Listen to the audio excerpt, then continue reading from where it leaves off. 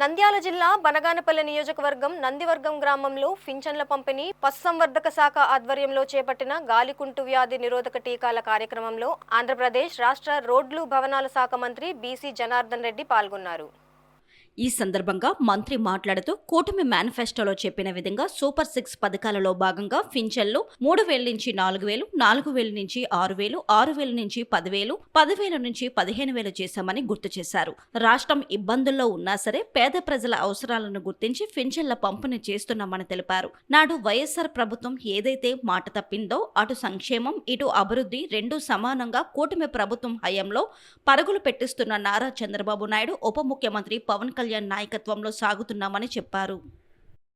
ప్రతి నెల 1వ తారీఖున గౌరవ ముఖ్యమంత్రి శ్రీ నారా చంద్రబాబు నాయుడు గారి ఆదేశాల మేరకు ఈరోజు నందివర్గం గ్రామంలో పింఛన్ల కార్యక్రమం మొదలుపెట్టడం జరిగింది.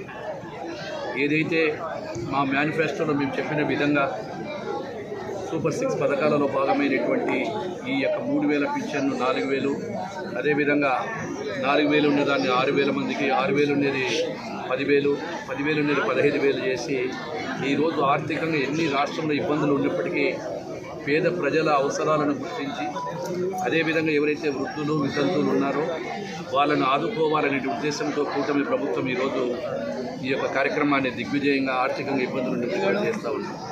ఒక పింఛన్ల కార్యక్రమమే కాదు, మా ప్రభుత్వం వచ్చిన తర్వాత నాడు వైఎస్ఆర్ ప్రభుత్వం ఏదైతే మాట ఇచ్చి మాట తప్పినా కానీ అటు సంక్షేమం ఇటు అభివృద్ధి రెండూ సమానంగా తీసుకుంటూ ఈరోజు అభివృద్ధిని సంక్షేమాన్ని పరుగులు పెట్టిస్తున్నటువంటి గౌరవ ముఖ్యమంత్రి నాయుడు గారు కుటుంబ ప్రభుత్వంలో అటు పవన్ కళ్యాణ్ గారి ఆధ్వర్యంలో అటు మోడీ ప్రధానమంత్రి మోడీ గారి నాయకత్వంలో ఈరోజు గ్రామాలలో కూడా సీసీ రోడ్లు కూడా పరుగులు పెట్టిస్తాము.